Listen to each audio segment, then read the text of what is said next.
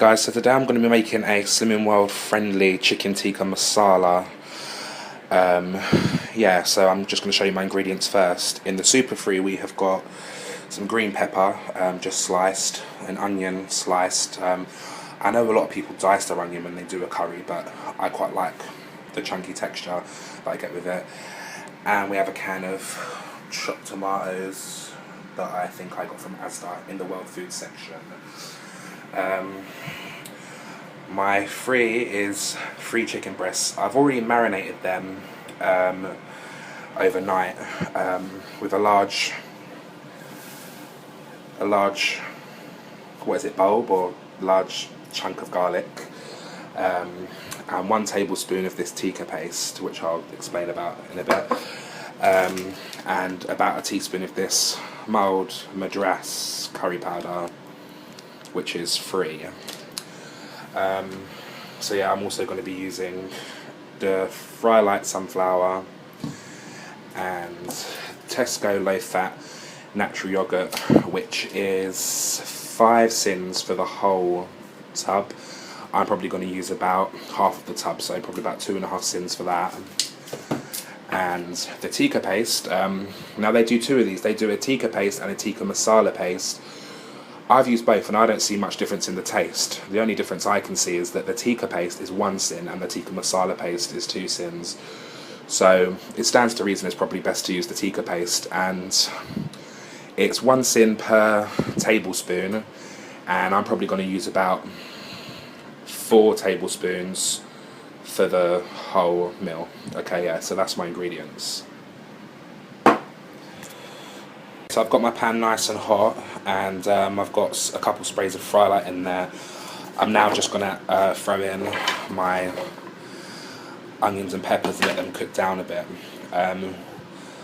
If you find they start to brown off too quickly before they're cooked through, add water. Don't add more Fry Light, because you'll know if you've seen any of my previous videos that I'm not really a fan of the taste of Fry Light. So I just find adding water means that you don't have to deal with that kind of fake oil taste. Okay, so now you can see that my onions and peppers have cooked down quite a bit. I added a bit of the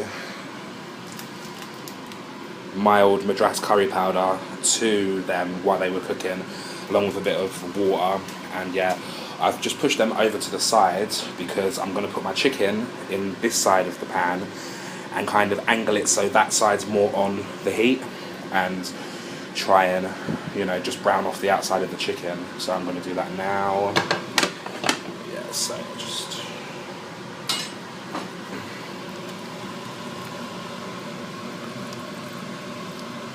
alright, so that's my chicken in the pan now.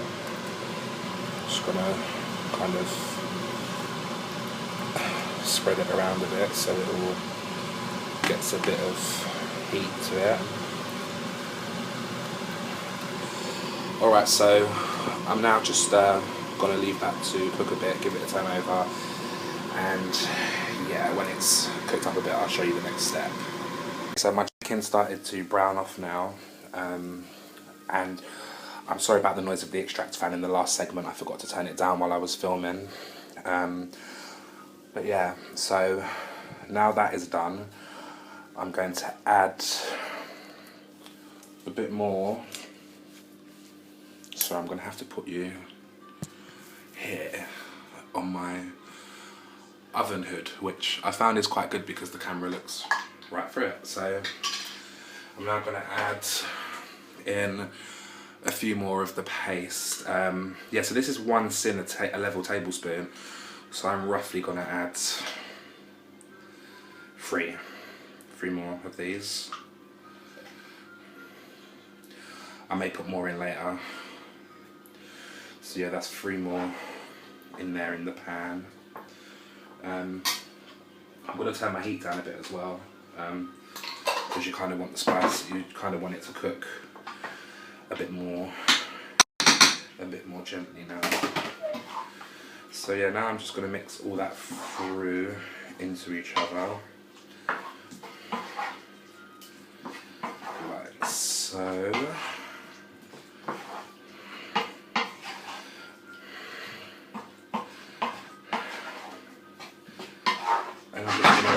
return it to the heat to wake up the spices in the paste.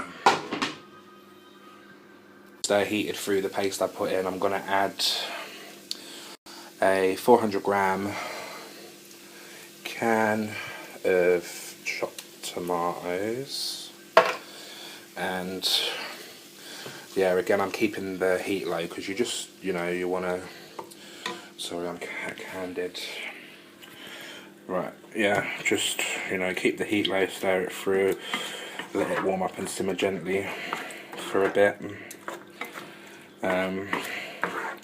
Yeah, because you just want to warm the ingredients now. I'm also going to add a little bit more of this madras curry powder. I don't know how much I'm adding, I guess. Oh, okay, I guess maybe a couple of teaspoons of that. Now you can see that's simmering nicely. I guess I've let it cook like this for about 10 minutes simmering. I'm actually going to turn the heat completely off, as I want it to cool down quite a bit, so I can add my low-fat natural yogurt. I was thinking I was going to add about half, but I don't think I'm going to need to add half, but we'll see in a bit when it's cooled down. Guys, that's, oh sorry, extractor fan. That has cooled down now, so I'm going to add some yogurt.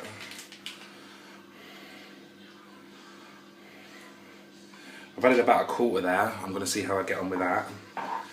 Just going to gently stir it through. Now I think a little bit more. I'd say just under half I'm using here. And I'm going to stir it through,